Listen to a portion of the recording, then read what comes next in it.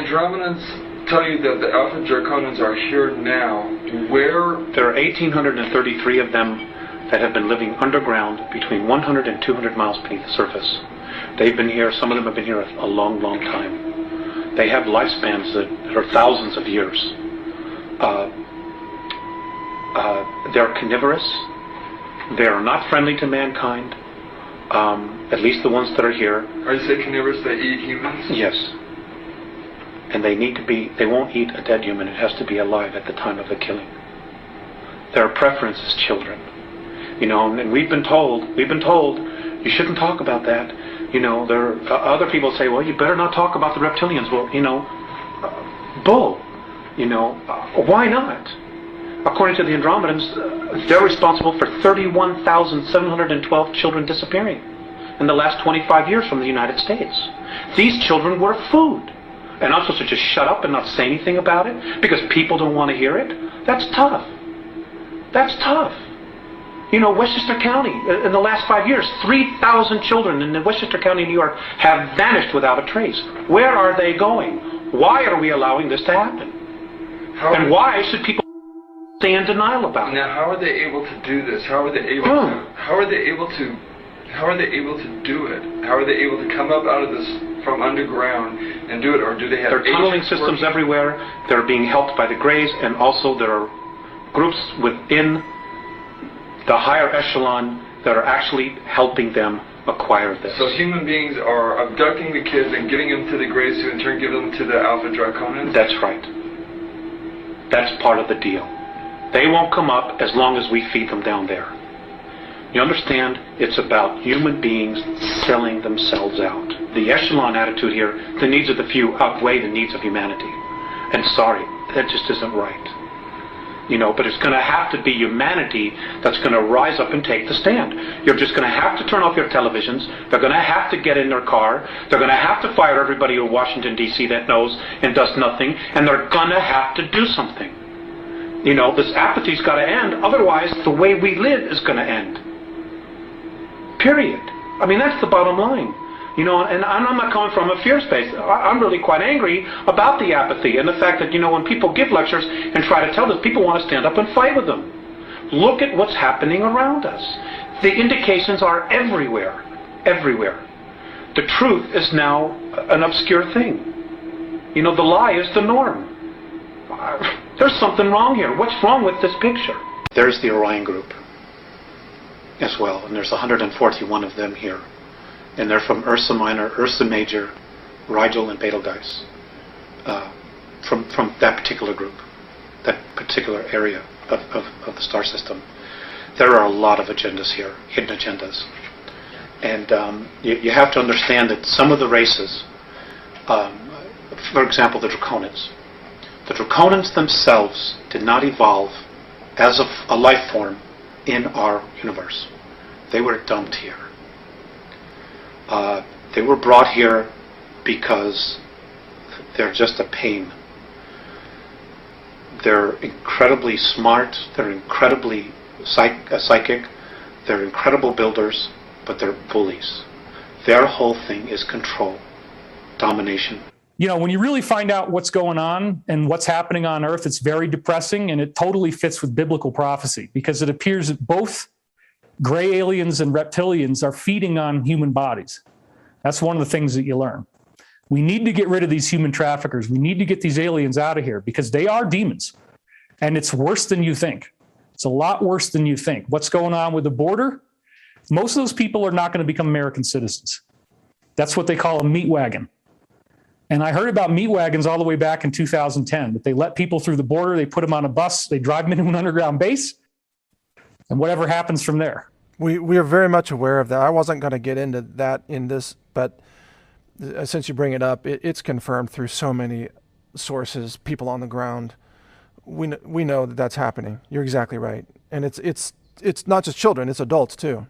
If you look at, I can say things on Brighteon that I would never want to say on YouTube. That's true, yeah. Well, welcome to Brighteon. Go for it, Okay, so let's talk about this a little bit. There's a movie called Jupiter Ascending that was made by the Wachowskis, which they're the sisters who made The Matrix, right? I guess they identify as women now. So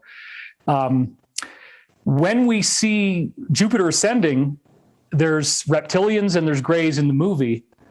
And the spindly little grays are also answering to these people who in the movie are humans, but they're human-looking extraterrestrials, and they work with the reptilians.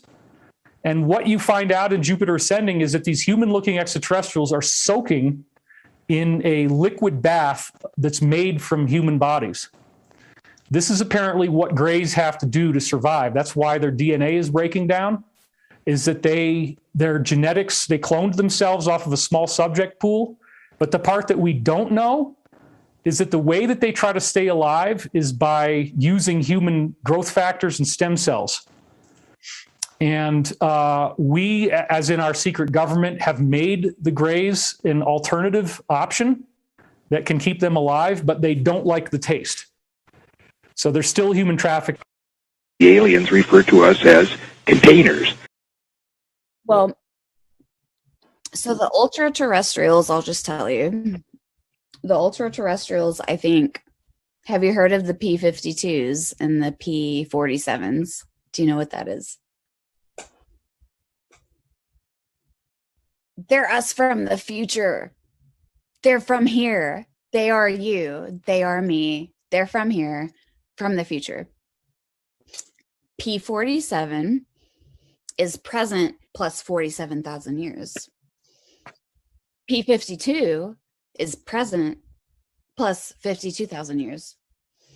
And basically there's a calamity, right? So there's like a apocalypse scenario in the near future. It wipes out most of like everything, man. And there's the ones that go underground and survive, right? And then there's the ones that somehow stay on the surface and miraculously don't die. They've either had some kind of nuclear accident or they're on the backside of a evolutionary genetic curve and they're going downhill instead of uphill. In other words, in the autopsies, of which I have 2, we found out that their digestive system is atrophied. They can't eat through their mouth anymore. You know how they eat? Well, these cattle mutilations, they take the hormones and the enzymes from those cattle and they spread it on their skin. And their skin absorbs the nutrients and then excretes the waste back through their skin.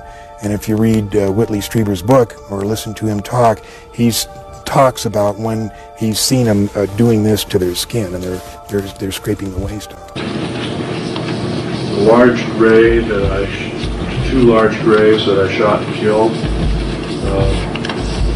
I can't tell you how ugly they were, and I can never tell you how graphic the stench was.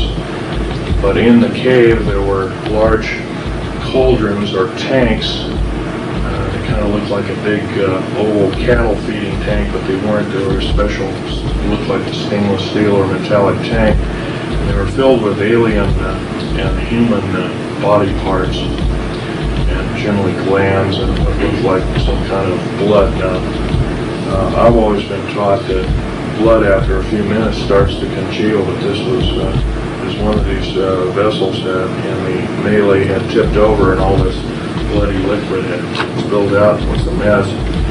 And it was definitely not coagulated. How they did this is anybody's guess. If we remember anything about cattle mutilations, we might also think that basically the blood in these cattle are totally drained out. There's no blood around, in quote, the murder scene of the cattle. So this might be the way they're doing it. Now, whether this is sponsored by our government or other governments is a good guess. If it were up to me, I'd say yes, we're in the thick of it. We made a pact with the aliens, and therefore we must know what their agenda is, and also the federal government must also further know that if they keep the big lie going, they must be in the thick of it in the worst way, and if that's the case, they're an enemy of gross concern. 1983 is the date that I call that we finally recognized that we had made a disastrous mistake. And that's when MJ-12 realized that they were in deep, deep trouble. They had made a deal with these people, and it had not worked out, and now the question was what to do. When the agreement was reached, the Alien Society laid some requirements on our government. They said we would have to provide a suitable habitat for the beings that they would send here from their society. And they gave us some very specific instructions for it. The laboratory facility had to have 2 nozzles in the shower, one for water and one for enzymes. And they would bring enzymes from their home planet to be put in a tank to be dispensed through the second nozzle. The enzymes were lathed over the body first and rubbed in. They stand there for a time, and then they rinse off with water, and the water and the enzymes are collected at the bottom, and the enzymes are filtered out, put back in the tank, and the water is flushed away. People are being used for food. The aliens are eating us. They're experimenting with us. Horrible, unspeakable experimentations. This story has to be told. People have to know what we're dealing with. This was a processing center where these children were being prepared for food to feed these mantis. And they were taken in there, and all of their extremities, their arms, legs, their heads were all removed by a laser knife type thing. They just seared right across it and it dropped off. And these parts of the bodies were packed in containers to be sent somewhere else. How long do you think it's going to be before they make the announcement that we've had contact with outer space and they call for what? Never. You don't think so? No. I used to think so. I used to think they were getting us prepared, but I have no doubt now that they never intended to, and I fully agree with them. Now, 5, 6, 7 years ago, you know, I was going on a lecture, hey, you gotta listen to this, you gotta see what's going on. Now, I know they were right. I mean, mankind is not and will never be ready for this kind of information. Sure, it's interesting for you and me and you know, a very small segment of society, and it's tremendously interesting, but no way should the public ever be told about this. What do you think would happen if they were? It would probably cause problems that the governments of the world are not equipped to handle. The basic issue is religion. John, what do you know about cloning? And I said, you know, nothing. I mean, this was so far out to me, and he said, just let me tell you, it's all real and it's all happening. And this is from Cecil McMain's, a guy who's so down to earth, who worked on the SR-71, who did a lot of stuff, you know, and he would never, ever come out with something so unusual as that. So they have Frankenstein, the missing kids, the milk carton kids? You know, I used to talk a lot about that, and there was a lot of kids that were missing in like 83, 84, 85, and it's my understanding that the FBI discontinued annual reports of missing people because there was a million that were missing, and then actually about 80 or 90,000 that just simply disappeared. I mean, they didn't wind up as prostitutes on Hollywood Boulevard or as sex slaves or in some shallow grave. There's 80 or 90,000 that just simply disappeared.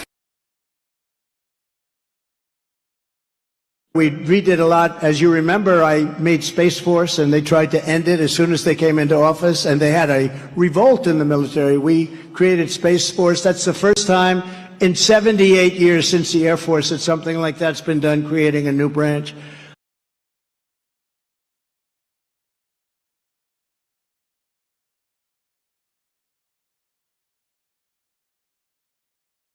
I think that man will be president of the United States right about the time that spaceships come down filled with dinosaurs and red capes.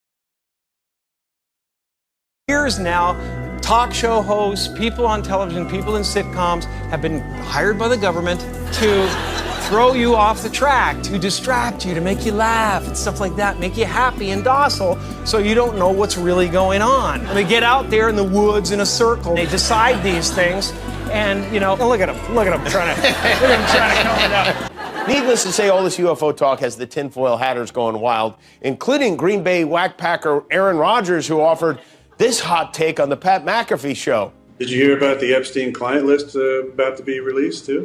There's some files that have some names on it that might be getting released pretty soon. Oh, might be time to revisit that concussion protocol, Aaron.